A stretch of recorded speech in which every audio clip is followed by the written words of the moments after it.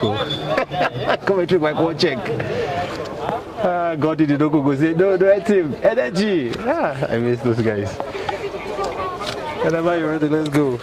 Yes, we are in Agade finally from Fez. I mean, it was a long road free, but finally we made it here. First to Marrakesh and now to Agade for arguably the biggest game yet of AFCON 2025 is Egypt up against the Bafana of South Africa. The Elegbete TV crew are just right here in front of, should I say, the VVIP entrance as we preview the game ahead of kickoff. Let me start with Edafe. First off, happy birthday! For those of you who are watching, it's his birthday today. I mean, he's been all energetic, all pumped up, and all lively. But tell us your first impression of Agade since you came in here.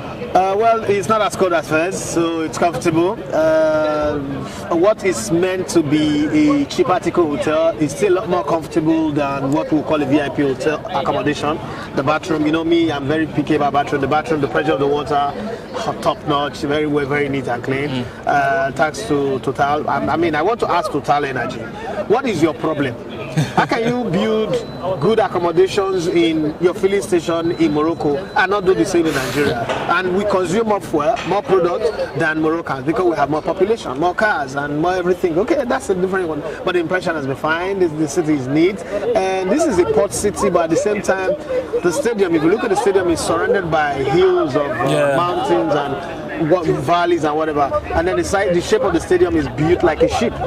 So we're standing in front of a cruise ship, as you can see, the Twin Tower behind us and all that, that represent lighthouse and everything that is ship related. So over there, across the express, the highway over there is the port, and we also saw what they call tank farm, where you have the little oil storage and all of that. So it's a beautiful experience being to Agade, and I love it. All right, we're here for Egypt up against South Africa. Well, it started with some bit of sun in the early hours of the morning, but now it's getting really cold and windy here. Emmanuel, let me come to you now. Let's talk about the game.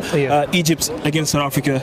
Your thoughts and expectations for this big one today? Well, the essence of us traveling from Fez to Agade tells you that we expect it to be a blockbuster. The Egyptians are like a totem to African football, the most successful nation. The South Africans bring the razzmatazz. They look like Brazilians when they're on the pitch. So I personally am hopeful for what would be a grand fixture. South Africa, Angola played one of the best games I have seen at the AFCON. The Egyptians naturally would come with Mo Salah, and he's the poster boy of African football. So I'm expecting, Mamouche to the Citizen. I'm expecting an exciting game, Emmanuel. All right, let's talk about attendance now at this AFCON. I mean, after the opening game, Morocco against Comoros, I mean, that's the game with highest attendance so far. Closely followed by the game played here, Cameroon and Gabon. It was also played here. South Africa, their first game, not so much fans expected, but I've seen people trying to compare the attendance for this AFCON and the last AFCON in Cote d'Ivoire. What can you say about the fanfare, the atmosphere? I mean, I'm sure you've seen the conversations on social media and all that. Yeah, one of the things you have to remember is that Morocco is a very far long distance from the rest of Africa. When Cote d'Ivoire hosted, it was in the West African region. You see the trunks of Nigerian journalists that was there and the fans that was there was a whole lot. And so when you compare that to Morocco, what it costs to fly, what it costs for accommodation, the exchange rate and all of that, you're obviously going to expect that. But let's not forget that in Rabat, we had 81,000 people in Rabat for Morocco, Comoros. I mean, okay, you could say they are the host, but beyond that, you push it further. And we had 11,000 for Nigeria versus Taifa Stars of Tanzania. And you look at all of this. This is the first round of matches. Okay, some people are still stuck with their traveling issues. Some people are still having visa issues. Some people are still delayed. Then this is Christmas period. We've never had the AFCON played in the Christmas period. Okay, so when you let's keep working as a cameraman. When you put all that pieces together, when you piece all that element together, one of the things you would have to now realize is the fact that an AFCON in December is not something that Africans were prepared for. I mean, everybody, Christmas, Nigeria have invented a party called Dirty December. Okay, Nigeria invented a party called Dirty December, and we would always have Dirty December, right? And there's a lot of people who are, how do I put it, who are focused on that. And then there is the reunion, families, those what do we call it? I just got back. IJGB, the IJGB's community would also come back home. So some people are not traveling for AFCON because they want to do Christmas. And so a lot of people, your brothers will be going to the east. So similar things that are happening in Nigeria is also happening across the length and breadth of Africa. So all of those could take 1 or 2, 3, 4, 5% of the people that are supposed to attend. Having said that, I think that I kind of have a few friends who've told me that they've got their visas, they will start coming in January. So when the competition gets to the knockout stage, I think that the stadiums will be packed full. And then again, Morocco is a big country to travel. We traveled about 14 hours from Fez to Agade, like the combination of the train and the bus and all that, looking for a place to stay. Again, how many people have the kind of disposable income to be able to embark on this journey? Those are some of the things you need to put in. But so far, it's too early to criticize attendance. I've seen a lot of Euros where the crowds are not much. It's not a big deal. The thing with AFCON is that everybody look for one of the smallest mistakes, smaller error to criticize it. People don't look at, okay, what about the beautiful stadium, Nine Stadium and all the beautiful facilities, the beauty of the city and all that. People don't talk about that. When it's AFCON, everybody just gets extremely critical. Oh, the taxis are not speeding enough. Oh, the traffic lights are not blinking enough. Oh, the white colors are not white enough. Oh, the justice. So everybody look for the fault, because all of a sudden when it becomes AFCON, that's when everybody becomes Jimmy Carragher. But I think that so far, we can compare two AFCONs. The nations that were close to Côte d'Ivoire are all football addictive nations. Mali, Senegal, Ghana, Nigeria, Togo, Benin Republic. You look at all of those nations, they are powerful footballing nations with a lot of crowd. The Nigerian congregation alone, or the Nigerian crowd, or the Nigerian audience alone, is way more than any other. So when you put all that pieces together, you can say to yourself that, look, there's nothing to really complain or criticize. Well, talking about this game, Egypt and South Africa, I mean, both teams kick-started their campaign with respective wins in this group, and this is the second group game for these two sides to get involved in. I mean, Emmanuel, let me come to you. Egypt and South Africa, where do you see this one, spinning towards? I mean, from what you've seen from the first game from these two sides. It's a hard one to predict because they play completely different brand of football. The Egyptians make do of high possession. The South Africans are one of the most compact team I've seen in the last 12 months, with the privilege of having them grouped alongside the Super Eagles for the World Cup qualifiers, which they superintended over top of the group. They had the Nigerian team to pick the elusive ticket. It's something the Bafana players need to be celebrated with houses. But again, I'm just going to say, if you pick a ticket, you deserve to get houses. Tinubu is not their president. Yeah, I was just going to say the president is not seeking validation. Any sort of validation, but it would be it's hard to call. But the Egyptians, by pedigree, would always be favorite going into any African Cup of Nations fixture. The South Africans with Hugo Bruce, the last African Cup of Nations, he almost made it until he met the Nigerian team. But this time he would think his chances arrive. They won the opening game, likewise the Egyptians. So they know psychologically, Sebastian, that who wins this has the mild edge of topping this group. Well, talking about Hugo Bruce, the South African head coach, an AFCON winner, one with Cameroon in 2017. What do you think the target will be for South Africans, Edafe, coming into these AFCON? I mean, we knocked them out, Nigeria knocked them out in the last AFCON, and I mean, talking about I just have to say that. But what do you think the expectations will be for the South Africans heading into this tournament? I think that South Africa have gotten to the point now where they need to share that underdog tag, because every time they've always been the underdog. When they play against Nigeria, they are the underdog. Against Egypt, against Ghana, against Cameroon, against Mali, against Senegal, against the big boys of African football. But I think that if you put your heart in the ring, then you should be ready to take the punches and also give the punches. And that's exactly what South Africa should look at themselves and say, we're no longer going to be the underdogs of Africa. The last time they won the AFCON was in 1996. There is always the noise that if Nigeria had been there, they wouldn't have won it. But then Cameroon could also say the same thing of Nigeria in 94 and say if we had been to 1994, Nigeria wouldn't have won it. So there is always that conversation. Having said that, they've won a gold, they've won a bronze, they've won a silver, and it's been a long time out. Now it's time to come back. It took them 15 years after hosting the World Cup in 2010 to qualify for another World Cup. I think this time around they need to look back and say, you know what, if we could do that for the World Cup, we could also do the same for the AFCON. I'm not tipping them to win it, but I don't want them to face this game and go and say, oh, it doesn't matter if we lose. After all, we are one-time winner against 7 times winner. Whatever Egypt have won yesterday is in the past. What Egypt is going to do today is for them to make a progress. But then the South Africa owe it to themselves and their fans and everybody who's supporting them, their government and everybody who supports the South African national team to say we can stand up. Because every time they come up against a big team, if they crumble, then South Africa will be perennial underachievers and they'll be underdogs. And then that talk of, oh, they won 96 because Nigeria wasn't there, will continue. So they need to show their mantle. I love what they did during the World Cup qualifiers against Nigeria. I love the fact that a bulk of their players come from their domestic league, which is what I wish my country can do. So I want to see them compete. I'm not saying they'll win it, but Egypt is not so, over the top, swashbuckling, a team that can kill everybody. I think that if they play as compact as Emmanuel said, if they play as compact as they've been playing, and then they take their chances. Because one of the things if you go back to the game against Nigeria in South Africa, it was the fact that the number 9 guy, I forgot his name now, failed to take a lot of the chances that made that game end in a draw. That put us in this place where we're still looking for backdoor, that we're trying to pry open like arm robbers, like a thief in the night, to go for the World Cup.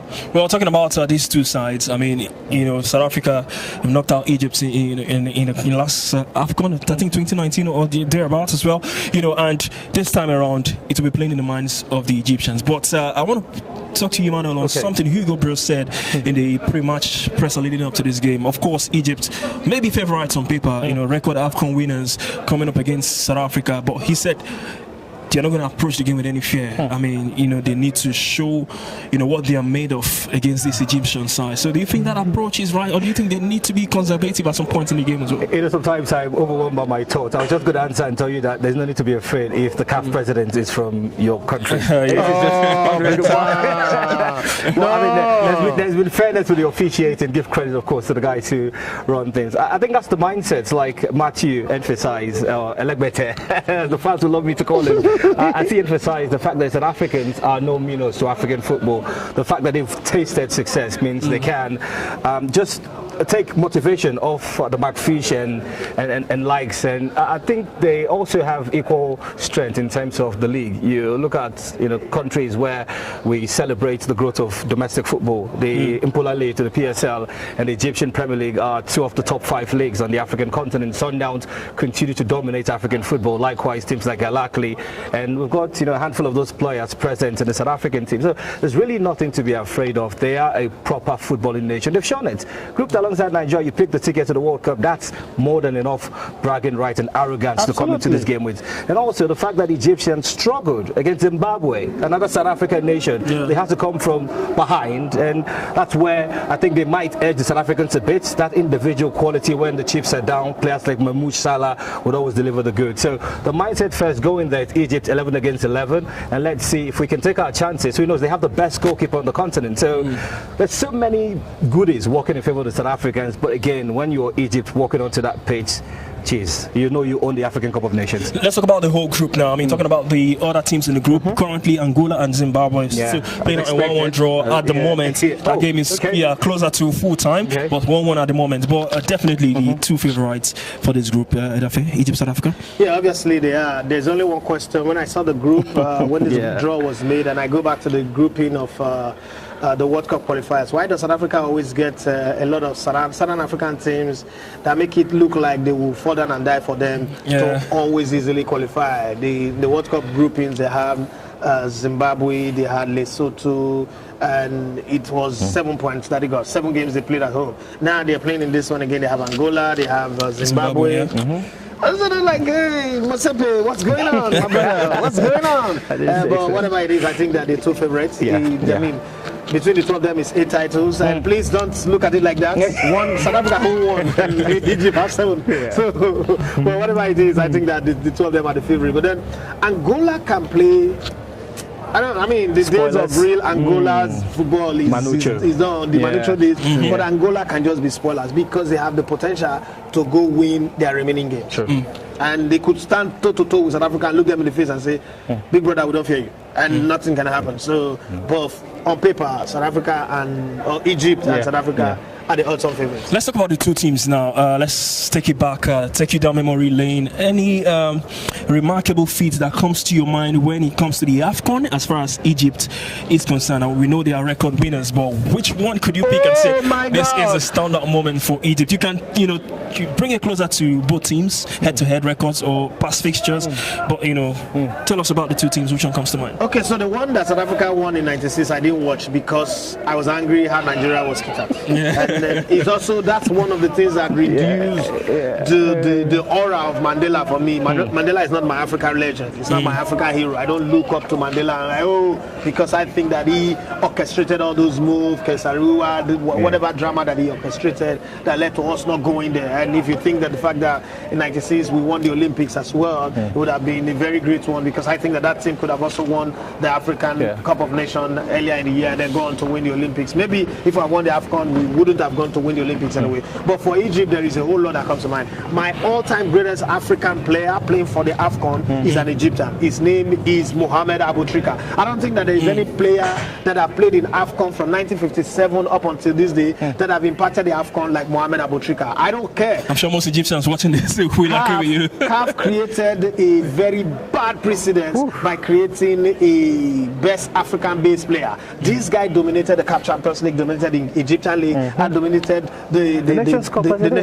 In such a way that the Mudalawas, the Shego Debamis, the Okochas, the Olises, the whoever you think it is, have never dominated African football. The pint-sized, diminutive, twinkle-toe midfield maestro is the greatest player as far as I am concerned. Between 1957 and today, he's the greatest player to play in the competition. And then there is the coach of coaches in the African continent. There are only two coaches that have won this competition 3 times. One is in the then days, in the days of yore. But you see, Coach Hassan Shiata, oh my God.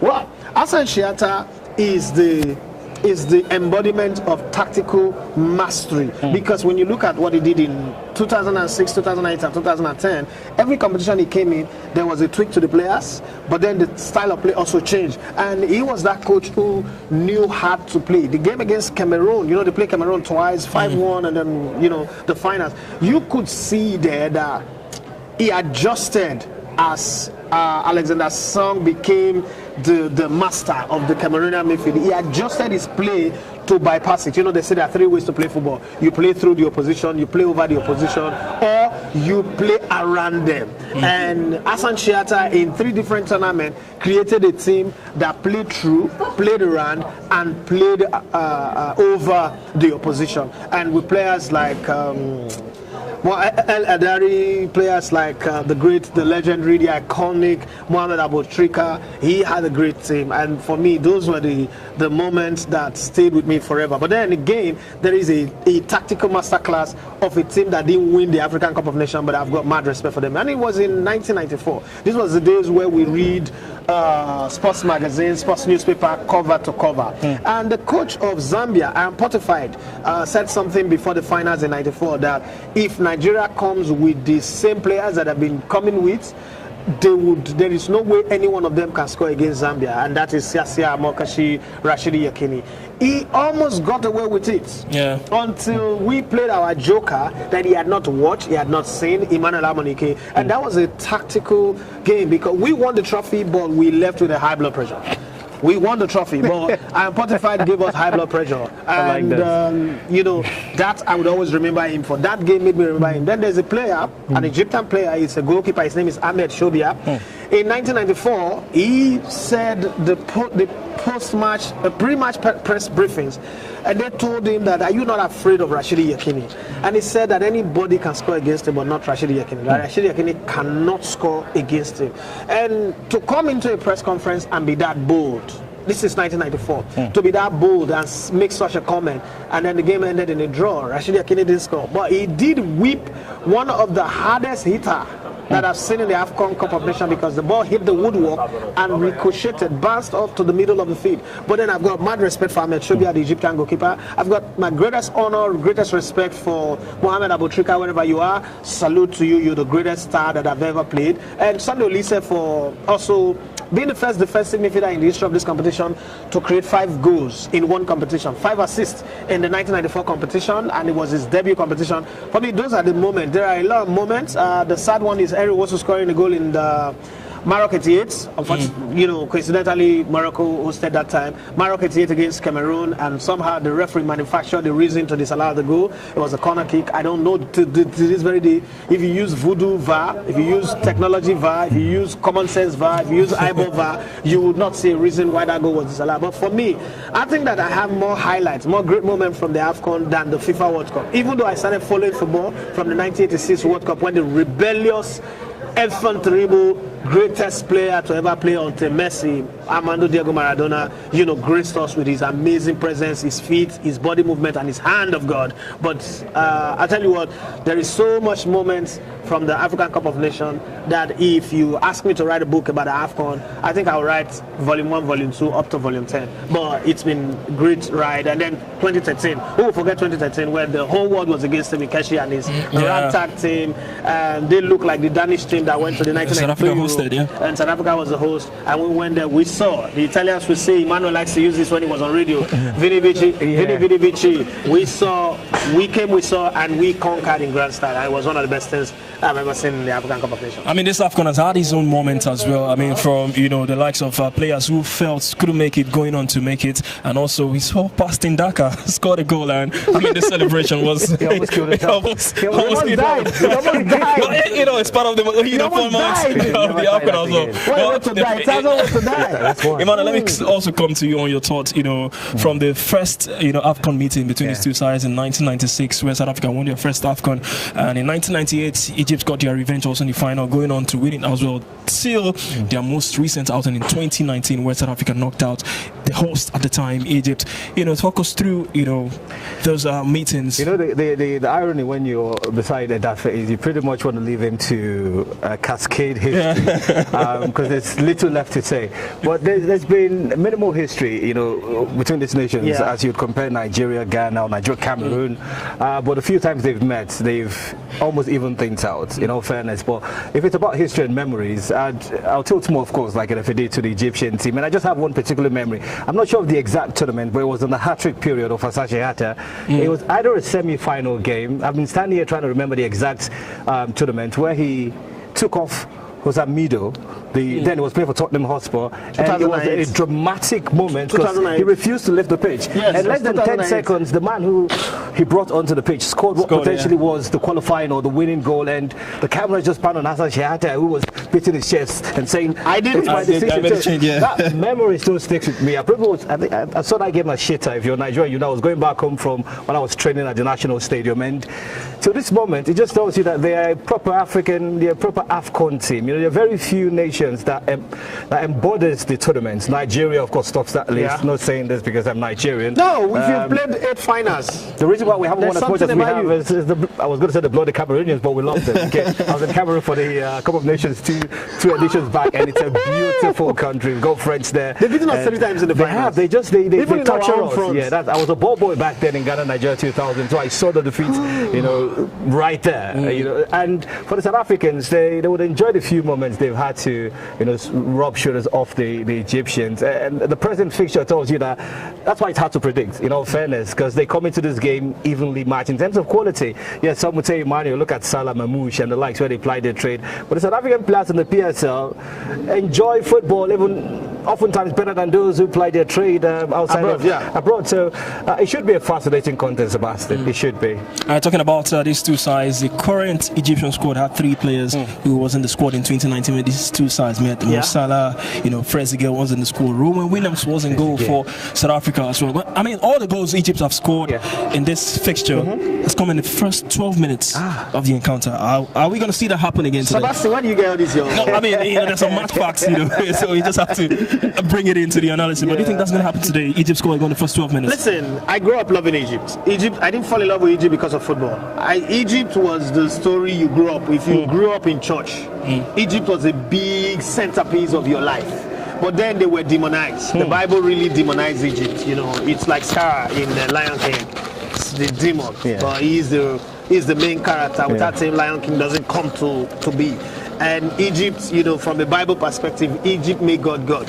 If you take away Egypt from the Bible, God is just a weakling. It is Egypt that gives you the explanation of how powerful, how mighty God is. The 12th plague, parting the Red Sea, freeing the Israelites. But then as you start to grow up and you start to discover yourself and you start reading how Europe underdeveloped Africa, you start realizing that, oh, there are narrative, there are agendas, and then you re-educate yourself and you start, Egypt was the cradle of civilization. Egypt is the beginning of this. Egypt is where the Greeks came to study science and medicine and all that, and you just fall in love with Egypt. And then I went on a voyage to Egypt, and I stayed 6 months in Egypt. I fell in love with the city, the beautiful women, the amazing people.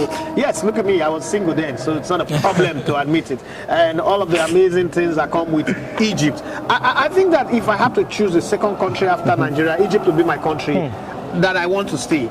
You know, I love the people, and I did one of my best football business in Egypt when Roberto Akari left from Al Ahly to Lobby Stars of from Lobby Stars of Makurdi to Al Ahly, and I got paid $200,000 at that time. Wow. So for me, there's something about Egypt that is always lovely. And then we look at this tournament, no wonder they have 7 titles. It's not coincidence that Egypt has 7 titles. They must have done something well. And if you think that they've also lost in some finals, so you kind of like look at it that what if they have won all of those? It would have been 10, right? And they produced my best player at the tournament. There's something about Egypt that you just want to love them. I mean, they have pyramid like Sudan. They have the Suez Canal.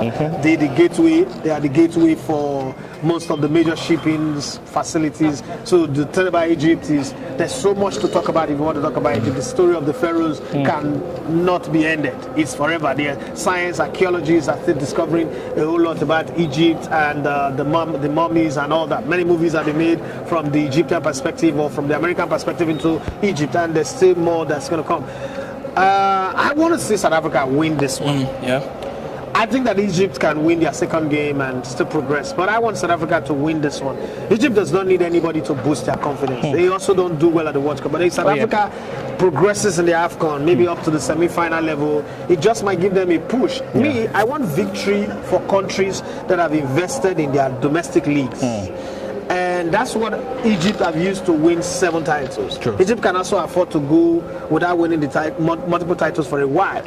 Egypt, again, is one team you don't pray that they progress far in any tournament, because by the time they get to the semi-finals, they don't know how to lose. Nigeria should be fasting and praying and pressing the calculator. So I think that when you look at all of that put together, as much as I love Egypt, I want South Africa to win, but I think it's going to be hard. It's going to be very, very hard. But respect to the South Africans. It's going to be hard, but recent history also favors the South Africans because they are undefeated in their last 6 games against Egypt. And Egypt's last win over South Africa was a 1-0 win. It came in a friendly game on the 15th of November 2006. Just to add, I think the Mo Salah generation of Egypt is also like the Alexi Iwobi's generation of the Super Eagles. They are very lackadaisical, very laid back. They're not serious. Even though more serious than the Nigerian team, but they're not serious. They don't seem to look at themselves. If I'm a 7-time winner of this competition, let me be very honest. Every time I'm coming to the tournament, I'm going to come very, very entitled and with an attitude of we're coming here to win or nothing. And the Mo Salah generation of Egypt have not really done it well. I mean, if you look at what it does for City. Liverpool, and then you now have what it comes to it. I mean, Mo Salah, I agree with Canada. Mo Salah does not have an impact in the AFCON. Does not have it maybe one go here, one go there, but it doesn't have a take it by the scruff of the neck, like the Osama Sam, his current coach, and his twin brother. Take it by the scruff of the neck, like Mohamed Abu Trika. Take it by the scruff of the neck, like Trezeguet, Osan, Mido. It doesn't have that impact in the competition. So maybe, as I call him Egyptian Messi, he would wait till his retirement age, where Messi also won the World Cup at his retirement age and the Copa Americas. Maybe that's what he wants to do. I don't know, but I've always said from the beginning of this tournament that it's a North African tournament. A North African team would definitely win it, whether I like it or not. But which of them, I don't know. Well, we are less than half an hour to kick off here at the Agade Stadium in Agade. Well, talking about this group as well, just to confirm, Angola and Zimbabwe have shared the spoils. So 1-1 at full time. So that means whoever picked 3 points here automatically makes it to the next round. And the lineups as well for Egypt, I mean, they've got the top 3 as expected. There's Mo Salah, there's Mamouche, there's Trezeguet up top for Egypt. For South Africa, Apollos, Laia Foster, also leading the charge, and Moremi as well. Trying to remember. Yeah, so Foster. you know the attacking positions are well stacked. I mean, some of the South African players, as Nigerians, we're familiar with them. There's Modiba in fullback position as well. There's Mudau also in the right fullback positions as well. The South African player that I'm looking forward to is the midfielder, the 19-year-old South African midfielder that won the man of the match against Nigeria. I just like the way he runs and the way he creates space for himself, expecting the ball. But then when he's on the ball, how he picks a perfect pass, kind of remind you of young Isco. It doesn't dazzle like that, but kind of remind you the way he picks his passes. He likes that free roll, likes to just excuse himself from the mark, and he also knows how to beat the press easily. He's not a Zidane, but he's himself, right? And I want to watch him. I want to sit down and watch him and enjoy what he brings to the party. Well, Emmanuel, let me come to you. Key players to watch out for as far as this fixture is concerned. I mean, you've seen CAF posters on social media, and regularly Mo Salah would be the picture of this fixture, but of course, Laia Foster also did great against Zimbabwe. I think the entire team, it's the beauty of the African Cup of Nations where you don't just single out an individual, but for promotional reasons, Salah is the face of this fixture. Hopefully he replicates his legendary status, because I think he's built that for himself. But like I'm going to get used to that. Mentioned, he needs to prove his quality at the African Cup of Nations. It would be that sad tale if he goes and he retires from the Egyptian squad without the African Cup of Nations, because there are not many people as individually talented as Mohamed Salah, who's had the privilege of winning the African Cup of Nations. And it's not his fault that he's in a current setup where you could say they don't have a team, they've just got individual players. The Zidane, the Abotrekas, the Trezeguet, the Hassan Shehata era of Egyptian football, that's what you call a proper team. That's why you can go 3 times to win the African Cup of Nations. So he's the face of this fixture. Let's see if he'll replicate it. I like the fact that he scored the winning goal against Zimbabwe. And against South Africa, he knows they own the largest broadcast outfit on the continent. So let's see. He likes matches like this. Big players enjoy big moments. This is the biggest that he would get in this group stage, because the last fixture against Angola would probably be a walk in the park. He might not feature if they win today. And I just want to add that for all the criticism that I give him for AFCON, it's been unfortunate to be one of the great players from Egypt who had to work with foreign coaches, Chilean, Portuguese. If you look at all the winning coaches for South Africa, for Egypt, they've been Egyptians. Hassan Shehata, Egyptian, 1-3. The other 4 were won by Egyptians, if I'm not mistaken.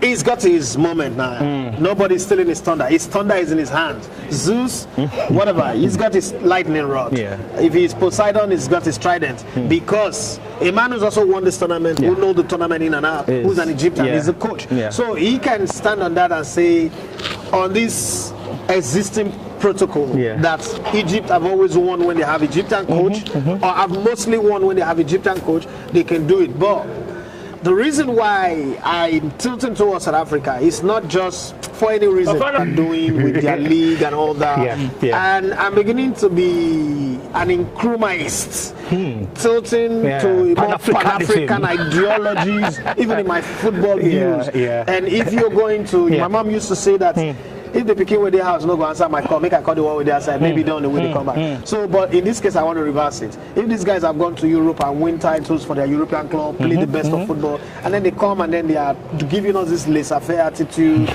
being like a Desica, not committing the whole 9 yards. I say, give it to those ones that are at home, that are giving their best. So that's the only reason. If not, on a normal day, you say Egypt should walk over South Africa. But with Osana Sam, maybe, just maybe, with Osana Sam, that vibe, that spirit will be back for Egypt. Manu, can you boldly say Egypt can go on to lift these AFCON titles? Early days, the only early days prediction I've made consistently is that Nigeria will win her 4th AFCON. And if I think it's a North African, I don't think it is a North African title. South Africa's chances as well? Well, they could. If they get something against Egypt, don't write the South Africans up. But go back, play back that game against Angola. You'd see confidence, even when they conceded. Yeah. They were very certain of how they attacked. They, excuse me, they were everywhere. They made me almost lose my breath. But then again, it's Egypt we're talking about here. If they get something here, they could be contenders. But of course, prior tournament favorite, Egypt will come, Morocco will come, Nigeria will come. All right, Nigeria, you know. So, who's your favorite for this? I know you've always talked about Egypt and the fact that they've got a home-based head coach at the moment. Yeah. No, my first pick is Morocco. Oh, I think that Morocco will win the tournament. Advantage? Not home advantage. Okay. They've put in the work. You don't get to the semi-finals of the World Cup by accident. And in getting there, you knocked out Spain, you knocked out Portugal. It's not one of those things you say is a luck of the draws. And those type of moments boost teams. True. When we qualified for the World Cup in '94, it changed how football was played in Nigeria up until 2000. So between '94 and 2000, that moment of going to the World Cup gave us the Olympic win. We won the Nations Cup. We could have won maybe 2 in '96 and '98 if we were there. So I look at this team of Morocco. They've invested 15 to 20 years in infrastructure. You see this beauty that we see. I mean, think about it. How would you spend this much money? As currently, Morocco have the only stadium with what's that called? LED screens over it in Rabat. And then with all the facilities that Morocco have put in place, don't you think that it would be justice if Morocco wins the tournament? So for me, I'm picking Morocco on the basis of that, not home advantage. Even with all the facilities, they also have quality players. I was about to go there, so we also need to show on the pitch. The African footballer of the year, men and women, Morocco, deserved.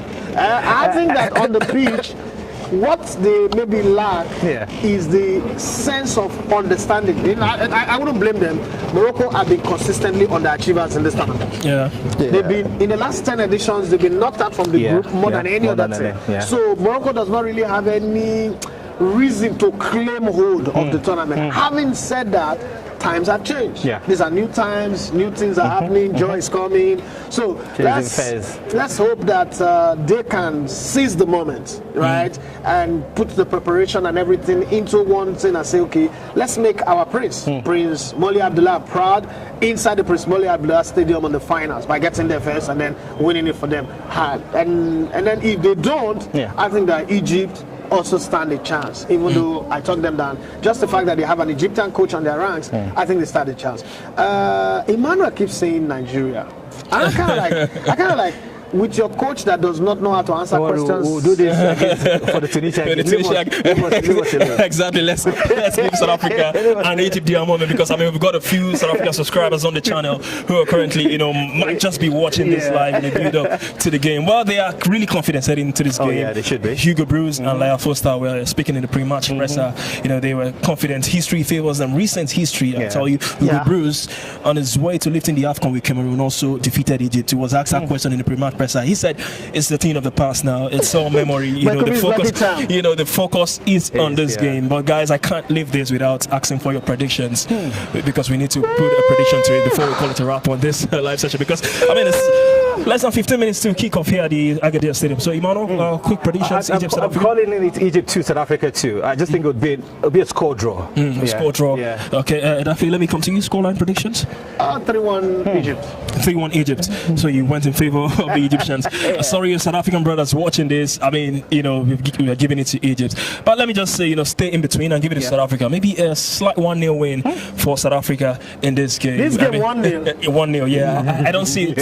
There's just something about me that says it might not just bring the goals that we expect in a football game. But I hope it does. I want it to, for those watching randomly at home. And we're going to the stadium now for kickoff. It's been wonderful doing this. Keep it up with us. We've got the best of content, the best of views, the best of analysis as far as the AFCON is concerned. We came from Fez down to Agade, and we have some couple of games. We'll have to go back to Fez for the Nigerian game. And then we'll be in the Lions against the Lions.